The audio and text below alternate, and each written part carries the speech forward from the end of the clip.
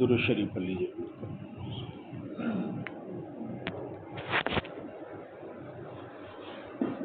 اللهم صل على سيدنا ونبينا مولانا محمد وعلى آل سيدنا ونبينا مولانا محمد وبارك وسلم۔ الحمد لله وحده والصلاة والسلام على من لا نبي بعده لا نبي بعده ولا نبوة بعده ولا رسول بعده ولا رسالة بعده۔ أما بعد فأعوذ بالله من الشيطان الرجيم۔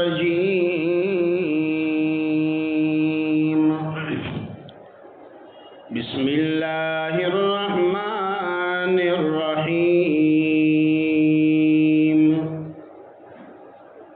لقد من الله على المؤمنين إذ بعث فيهم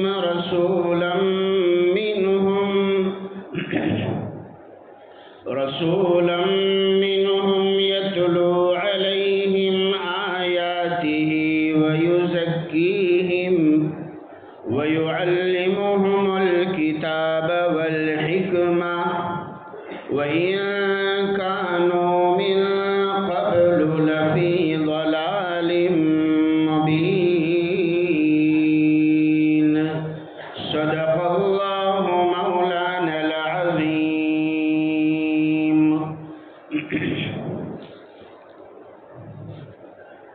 معزز بھائی اور بزرگوں،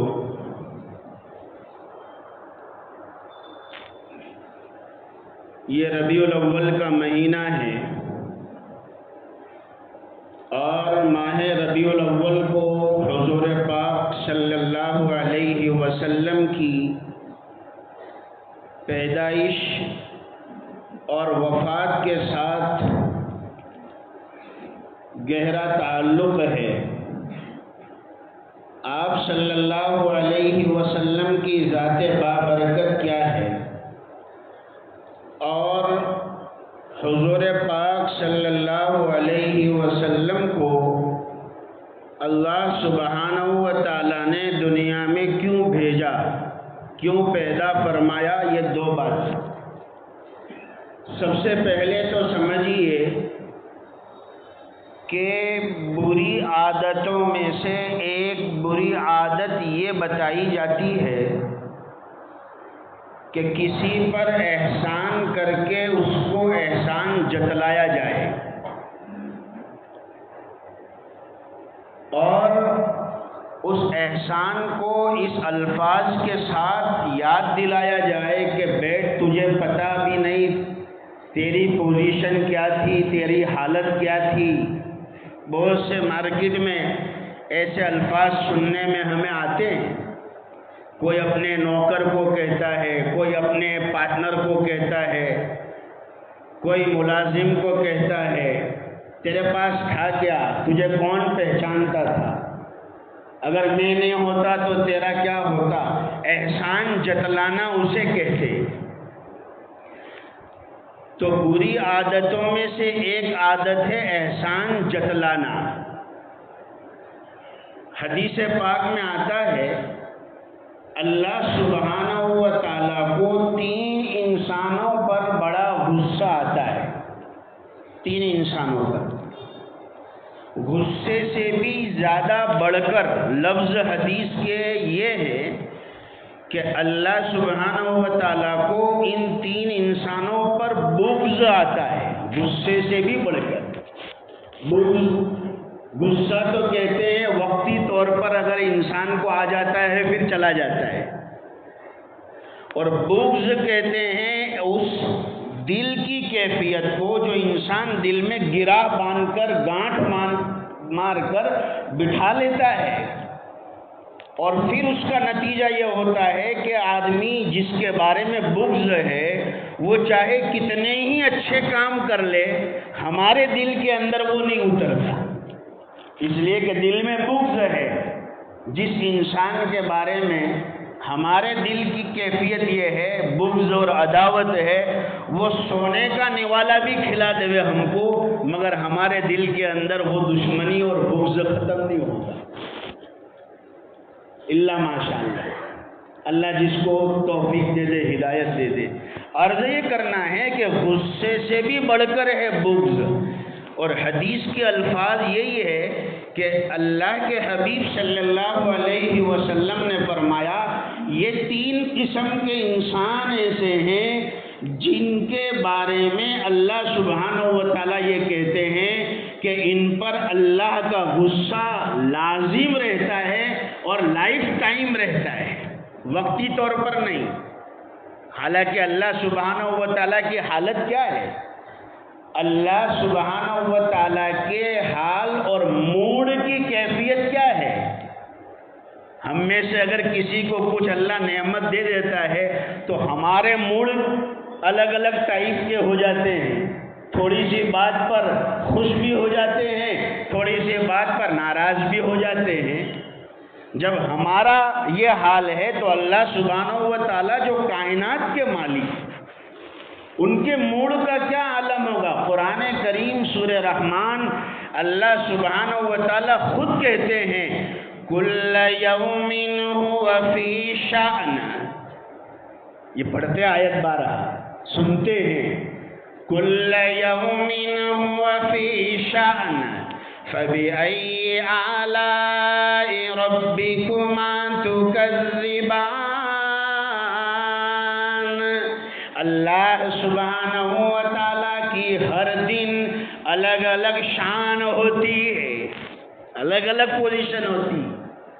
ہاں، اگر صرف اللہ نوازنے پر ہی آ جائے، دیتا ہی رہے، پوری دنیا ظالم بن جائے گی، نافرمان ہو جائے گی۔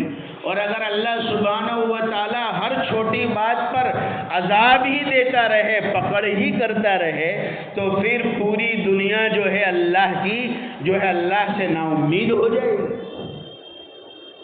اس لیے اللہ سبحانہ و تعالیٰ کی الگ الگ شان ہے۔ مجھے یہ عرض کرنا ہے کہ اللہ سبحانہ و تعالیٰ 3 آدمیوں پر بڑے بغض اللہ کو آتا ہے۔ اب اس کے وقت تو نہیں ہے اتنا، ورنہ میری اصل بات رہ جائے گی، بس میں گنا دوں۔ نمبر 1 بوڑھا زانی، نمبر 1 بوڑھا انسان جس کے بدن کی طاقت جواب دے چکی ہے، قوہ کمزور ہو چکے ہیں، اس کے باوجود بھی بدکاریوں سے باز نہیں آ رہا ہے، اپنے آپ کو بڑھاپے کی بھی عمر میں جوان بنا کر لوگوں کے سامنے پیش کرتا ہے اور پھر بدکاری میں مبتلا، تو بوڑھا زانی۔ نمبر 2 ایسا ضرورت مند جس کو خود ضرورت بھی ہے، محتاج بھی ہے، مگر عقل بھی ہے اس کے اندر، تکبر بھی ہے، بڑائی بھی ہے۔ اور دنیا میں ہر انسان کو اللہ نے کسی نہ کسی کا ضرورت مند بنایا ہے، یاد رکھیں۔ چاہے ایسا نہیں کہ فقیر ضرورت مند ہوتا ہے، نہیں، فقیر تو بالکلیہ ضرورت مند ہوتا ہے، مگر امیر اور مالدار بھی من وجہ ضرورت مند ہو سکتا ہے۔ ایک پرنسپال ہے اسکول کے، مدرسے کے محتمیم صاحب ہے، انہیں ٹیچروں کی ضرورت ہوتی ہے، ٹیچر ہے، انہیں بچوں کو پڑھانے کے لیے بچوں کی ضرورت ہوتی ہے، ہر ایک کو ایک دوسرے کی ضرورت ہے۔ سیٹ کو نوکر کی ضرورت ہے، نوکر کو سیٹ صاحب کی ضرورت ہے۔ تو ایسا ضرورت مند کہ جس کو کسی نہ کسی کی ضرورت ہے، مگر اس کے اندر عقل ہے اور بڑائی ہے، تکبر ہے، فرمایا اللہ تعالیٰ کا غصہ اس پر لائف ٹائم رہتا ہے۔ اس کو حدیث میں بغض کے لفظ کے ساتھ تعبیر کیا۔ اور نمبر 3 تیسری بات کہ اللہ سبحانہ و تعالیٰ کو احسان کر کے احسان جتلانے والے جو ہیں، ان انسان پر اللہ کو بہت زیادہ غصہ ہوتا ہے۔ احسان کر کے احسان جتلانا، تیرے پاس تھا کیا، تو جب آیا تھا شہر میں تجھے کون پہچانتا تھا، وغیرہ وغیرہ، ایسے مارکیٹ میں بہت چلتے ہیں، آپ دیکھ سکتے ہیں۔ مجھے اس ساری تقریر کے ساتھ میں بات یہ بتلانی ہے کہ اللہ سبحانہ و تعالیٰ کہہ رہے کہ احسان جتلانا یہ بڑا گناہ اور اللہ کے غضب کا ذریعہ ہے، مگر ہم قرآن کریم کو پڑھتے ہیں تو دو ایسی جگہ ہمیں ملتی ہے، دو ایسے مقام ملتے ہیں، دو ایسی آیتیں ملتی ہے جہاں خود اللہ سبحانہ و تعالیٰ ایسے الفاظ استعمال کر رہے ہیں جس میں پتہ چلتا ہے کہ اللہ احسان کر کے احسان جتلا رہے ہیں۔ دو جگہ، جبکہ اللہ تعالیٰ کو احسان کر کے جتانے والے ناپسند ہیں، اور قرآن کریم میں دو مقام ایسے ہیں، دو جگہیں ایسی ہیں جہاں اللہ سبحانہ و تعالیٰ ایسے الفاظ استعمال کرتے ہیں کہ جس کا ترجمہ یہ ہوتا ہے کہ اللہ نے تم پر احسان کیا۔ یہ دو باتیں الگ الگ سمجھ میں نہیں آ رہی، سوال پیدا ہوتا ہے، اشکال جاتا ہے دماغ میں کہ پھر اللہ تعالیٰ احسان کیوں جتلاتے ہیں؟ اس کا جواب علماء کرام نے دے دیا، جلدی سے میں دے دوں، اور دو احسان میں سے آج ایک احسان بتلاؤں، ایک احسان اگر یاد رہا تو آئندہ جمعہ انشاءاللہ۔ اس کا جواب علماء نے دیا ہے، ایک ہوتا ہے احسان جتلانا جو ابھی ہم سن رہے تھے، اور دوسرا ہوتا ہے احساس جگانا۔ ایک ہوتا ہے احسان جتلانا، دوسرا ہوتا ہے احساس جگانا۔ میں مثال دوں، میں سمجھاؤں آپ کو کہ جہاں پر رشتے مضبوط نہیں ہوتے یعنی دوری ہوتی ہے، وہاں اگر کوئی احسان یاد دلاتا ہے اس کو کہیں گے احسان جتلانا، اس لیے کہ رشتہ مضبوط نہیں ہے، دوری ہے، تھوڑا فرق ہے۔ اور جہاں رشتے مضبوط ہوتے ہیں، کلوز ہوتے ہیں، وہاں اگر کوئی احسان یاد دلاتا ہے اسے احسان جتلانا نہیں کہتے ہیں، احساس جگانا کہتے ہیں۔ اور یہ غلط نہیں ہے احساس جگانا۔ مثال کے طور پر دوست اگر کسی دوست کو احسان بتاوے تو یہ تو احسان جتلانا ہے، مگر باپ اپنے بیٹے کو احسان جتاوے یاد دلاوے تو یہ احسان جتانا نہیں ہے، یہ احساس جگانا ہے۔ کوئی نوجوان گھر جا کر یوں نہ کہے، مولانا صاحب کے بیان میں ایک آدھ بات سنی، ہاں ابا تم کہا کرتے ہو کہ تیرے پاس کیا تھا، تو چھوٹا تھا، تیرے کو پالا بڑا کیا، آج تو ہی آستین چڑھاتا ہے میرے سامنے، تو مولانا نے کہا تھا یہ تو احسان جتلانا ہے۔ ارے بھائی نوجوان، یہ احسان جتلانا نہیں ہے، یہ احساس جگانا ہے۔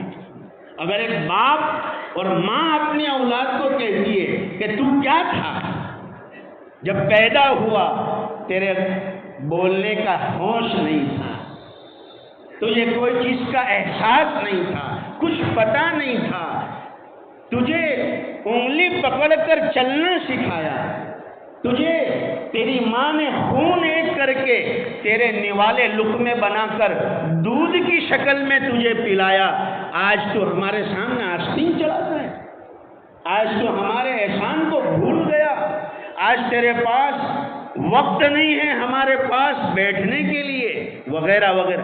یہ احسان جتلانا نہیں ہے، یہ احساس جگانا ہے۔ اللہ سبحانہ و تعالیٰ قرآن کریم میں دو جگہ پر جہاں کہتے ہیں کہ اللہ نے تم پر احسان کیا، تو وہ احسان جتلانا نہیں ہے بلکہ احساس کو جگانا ہے۔ اور وہ دو جگہ کیا ہے؟ ایک جگہ اللہ فرماتے قرآن کریم سورہ آل عمران، اللہ کہتے لَقَدْ مَنَّ اللَّهُ عَلَى الْمُؤْمِنِينَ إِذْ بَعَثَ فِيهِمْ رَسُولًا مِّنْهُمْ يَتْلُو عَلَيْهِمْ آيَاتِهِ وَيُزَكِّيهِمْ وَيُعَلِّمُهُمُ الْكِتَابَ وَالْحِكْمَةَ وَإِن كَانُوا مِن قَبْلُ لَفِي ضَلَالٍ مُّبِينٍ۔ اور البتہ تحقیق کے اللہ نے ایمان والوں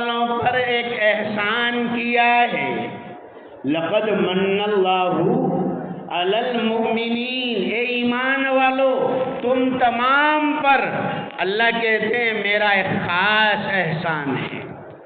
عربی جاننے والے، گرامر جاننے والے جانتے ہیں لفظ قد پر اگر لفظ لام، حرف لام لیا جائے، قد کے آگے لام بڑھا کر لقد کر دیا جائے تو وہاں معنی قسم کا آتا ہے، یعنی اللہ سبحانہ و تعالیٰ قسم کھا کر کہتے ہیں، حالانکہ اللہ تعالیٰ کو قسم کھانے کی ضرورت نہیں، مگر اللہ اس جگہ پر قسم کھا کر کہتے ہیں کہ قسم اٹھا کر کہتا ہوں اے ایمان والو، میں نے تم پر ایک احسان کیا کہ میں نے تم میں سے اپنا ایک رسول، ایک پیغمبر تم میں پیدا کر کے دکھایا۔ من اللہ علی المؤمنین اذ بعث فیہم رسولا من انفسہم، تمہاری ہی ذات میں سے، تم ہی انسانوں میں سے میں نے اپنا ایک رسول، پاک پیغمبر پیدا کر کے دکھایا۔ حضور پاک صلی اللہ علیہ وسلم کائنات کی روح ہے، یاد رکھیں۔ اللہ سبحانہ و تعالیٰ اس آیت سے میسیج دینا چاہتے ہیں کہ یہ عالم کی رونق میرے نبی سے ہے، یہ چاند اور سورج میرے نبی کے صدقے میں ہیں، یہ ہوائیں میرے نبی کے صدقے میں چلتی ہے، یہ پھولوں کی خوشبو، یہ چاند کی چاندنی، یہ آسمان کی اور تاروں کی چمک، یہ میرے نبی کے صدقے میں ہے۔ اے دنیا کے انسانوں، میرا نبی کائنات کا جسم نہیں ہے، میرا نبی کائنات کی روح ہے، جسم نہیں ہے میرا نبی، روح ہے، اور روح نظر نہیں آتی، جسم تو دکھتا ہے، جسم نظر آتا ہے، روح نظر نہیں آتی۔ فرمایا کہ یہ جو نظر آ رہا ہے کائنات کا نظام، اس کے پیچھے ایک روح ہے، جان ہے، اور وہ جان ہے محمد عربی صلی اللہ علیہ وسلم۔ اسی لیے یاد رکھیں، ہم اہل سنت والجماعت کا عقیدہ ہے، اپنے عقیدوں کو بھی سنبھالے اور درست کرتے چلے۔ ہمارا عقیدہ ہے کہ پیغمبر اسلام محمد عربی صلی اللہ علیہ وسلم قبر شریف میں دفن تو کر دیے گئے، ربیع الاول کا مہینہ، پیر کا دن آپ کی وفات ہوئی، آپ کو دفن کر دیا گیا۔ میں پہلے بھی سنا چکا ہوں کس نے قبر کھودی تھی حضور کی، حضور کے جنازے کی نماز کیسے پڑھی گئی، آپ صلی اللہ علیہ وسلم کے جسم مبارک کو قبر شریف میں کون کون صحابی نے اتارا تھا، وغیرہ وغیرہ میں بیان کر چکا ہوں۔ اگر یاد آیا تو انشاءاللہ پھر آئندہ لے لیں گے، مگر یہ بتلانا چاہتا ہوں، فرمایا علماء دیوبند اور اہل سنت والجماعت کا عقیدہ ہے کہ میرے اور آپ کے نبی قبر شریف میں اتار تو دیے گئے، مگر قبر شریف میں وہ زندہ ہے، حیات ہیں۔ اسی لیے جب ہم وہاں جاتے ہیں، کہاں؟ مدینہ شریف جاتے ہیں اور وہاں جا کر صلاۃ و سلام پڑھتے ہیں، تو میرے اور آپ کے نبی بذات خود ہمارے سلام کو سنتے ہیں اور ہمارے سلام کا جواب دیتے ہیں۔ اور جب ہم اپنے شہر میں رہ کر، اپنے مقام پہ رہ کر، مدینہ سے دور رہ کر ہم جب درود پڑھتے ہیں، یعنی درود شریف، تو حضور پاک صلی اللہ علیہ وسلم کو ہمارا درود پہنچایا جاتا ہے۔ اللہ نے فرشتے کس لیے رکھے؟ فرشتوں کی ڈیوٹی ہے، ایک مستقل گروپ فرشتوں کا اسی کام پر ہے، پوری زمین پر پھیلے ہوئے، جو اللہ کا بندہ، نبی کا امتی حضور پر درود شریف پڑھتا ہے، وہ فرشتہ اس امتی کے درود کو مدینہ جا کر وہاں پہنچاتے ہیں کہ آپ کے فلانے بندے نے درود شریف پڑھا ہے۔ مجھے یہ عرض کرنا ہے کہ حضور پاک صلی اللہ علیہ وسلم کائنات کی روح ہے، اور میں ایسے ہی نہیں کہہ رہا ہوں، ایسے دو ٹوک اور لال پٹھے کی کتاب میں سے نہیں کہہ رہا ہوں، میں آپ کو دلیل دیتا ہوں کہ ایک حدیث ہے اور وہ معراج کے واقعے کی حدیث ہے، اور واقعہ معراج میں آپ کو بتلا بھی چکا ہوں، بتاتا بھی رہتا ہوں جب رجب کے مہینے کا بیان ہوتا ہے۔ آپ صلی اللہ علیہ وسلم کو اللہ سبحانہ و تعالیٰ نے معراج کے موقع پر ایک رات کے کچھ ہی حصے میں، ٹوٹل 12 گھنٹے کی رات بھی نہیں، رات کے کچھ لمیٹیڈ ٹائم میں اللہ سبحانہ و تعالیٰ نے مسجد حرام سے مسجد اقصیٰ لے گئے، اور وہاں سے پھر 7 آسمان اور اس سے بھی اوپر رات کا کچھ حصہ۔ گزشتہ جمعہ میں دہلی میں تھا اور ایک پروگرام میں مدعو کیا گیا تھا، وہاں پر ایک بڑے شاعر نے، وہ بھی بہت سارے لوگ تھے، تو وہاں پر ایک شاعر نے ایک شعر سنایا تھا اسی عنوان پر، چندریان 3 پر 40 دن میں پہنچا۔ چندریان 3 کتنے دن میں پہنچا؟ بڑی مبارکبادی کی بات ہے ہندوستان کے لیے، ہمارے ملک کے لیے 40 دن میں پہنچا۔ بہت سے لوگ کہتے ہیں 40 دن میں کیا ہوتا ہے، تو ہم یہ کہہ سکتے ہیں 40 دن میں انسان کہاں سے کہاں پہنچ سکتا ہے، مگر ہم اس سے بھی بڑھ کر کہتے ہیں، وہ شعر میں پہلے بھی سنا چکا ہوں، گزشتہ جمعہ دہلی کے ایک پروگرام میں شاعر، ایک بڑے شاعر نے سنایا تھا، وہ بھی میں آپ کے سامنے پھر سے ریپیٹ کر دوں۔ تم چاند تک پہنچے ہو لاکھ سہارے سے، تم چاند تک پہنچے ہو لاکھ سہارے سے، اور ہم نے کیے ٹکڑے صرف ایک، جزاک اللہ، ہم نے کیے ٹکڑے صرف ایک اشارے سے، پتہ نہیں کشتی ڈوبی ہے یا ابھری ہے، پتہ نہیں کشتی ڈوبی ہے یا ابھری ہے، دنیا ہے تماشائی وہ بھی کنارے سے۔ اس کے اندر بہت بڑا مطلب ہے۔ خیر، مجھے یہ عرض کرنا ہے، حضور پاک صلی اللہ علیہ وسلم کی حدیث ہے، آقا فرماتے ہیں جب مسجد اقصیٰ بیت المقدس سے مجھے 7 آسمان پر لے گئے اور ارض و سما سے بھی اوپر، ہاں فرش و سما سے بھی اوپر اللہ کے عرش تک لے جایا گیا، فرمایا جب میں واپس آیا تو میں نے دیکھا جو مسجد اقصیٰ بیت المقدس کے دروازے کی جو کڑی تھی وہ ہل رہی تھی، جیسے جاتے وقت ہل رہی تھی، اور جو درخت کے پتے تھے جو جاتے وقت جو حرکت کر رہے تھے، میں جا کر آ گیا اتنے لمبے سفر سے، فرمایا کہ پھر بھی وہ ایسی ہی پوزیشن میں ہل رہی۔ اسی سے کچھ لوگوں کو یہ مغالطہ ہوا کہ آپ صلی اللہ علیہ وسلم معراج میں روح گئی تھی، جسم نہیں گیا تھا، کہ اتنی جلدی جا کر آ جائے۔ علماء دیوبند حضرت شیخ الاسلام رحمۃ اللہ علیہ نے اس حدیث کا مطلب اس طرح سمجھایا کہ آقا روح اور جسم دونوں کے ساتھ اٹھائے گئے تھے اور بلائے گئے تھے، اور جو دوسری حدیثوں میں روح والی معراج کا ذکر ہے تو آقا کو اور بھی بہت سی معراج ہوئی ہے، ایک معراج نہیں ہوئی۔ وہ حدیث کو ہم ان معراجوں پر جو ہے تطبیق دیں گے۔ مجھے عرض یہ کرنا ہے کہ شیخ الاسلام فرماتے ہیں کہ وہ کنڈی جو ہل رہی تھی، حضور نے فرمایا درخت کے پتے ہل رہے تھے، جیسے گیا تھا ایسے ہی پوزیشن پر تھے۔ اس کا مطلب یہ ہے کہ یہ کائنات کی جو روح تھی، اس کائنات میں سے اللہ نے چونکہ روح نکال لی تھی، جب انسان کے جسم سے روح نکل جاتی ہے، جسم جس حالت میں ہوتا ہے وہی حالت پر اٹک جاتا ہے۔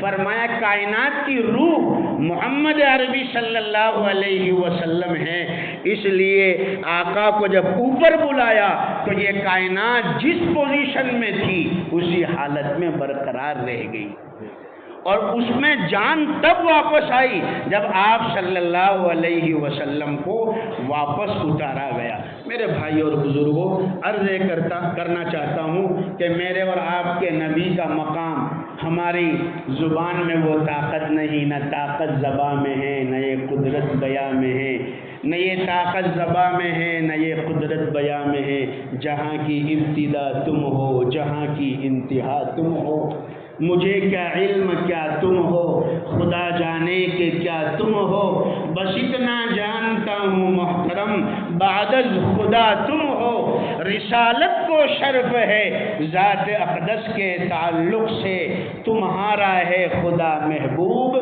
محبوب خدا تم ہو۔ میرے بھائی اور بزرگوں، میرے اور آپ کے آقا کو دنیا میں اللہ نے پیدا کیا ربیع الاول کا مہینہ، مگر کس مقصد سے پیدا کیا؟ بس ایک لائن سن لیجئے، میرے اور آپ کے آقا دنیا میں جشن لے کر نہیں آئے، میرے اور آپ کے آقا دنیا میں مشن لے کر آئے۔ کیا لے کر آئے ہیں؟ مشن لے کر آئے، اور مشن کیا ہے؟ قرآن کہتا ہے یتلو علیہم آیاتہ ویزکیہم ویعلمہم الکتاب والحکمہ وان کانوا من قبل لفی ضلال مبین، کہ وہ تو میرے نبی تم کو ہمارے کتاب کی آیتوں کی تلاوت کرتے ہیں، تمہارا تزکیہ کرتے ہیں، اور تمہیں کتاب اور حکمت کا علم دیتے ہیں جس علم کی روشنی سے تم پہلے گمراہ تھے۔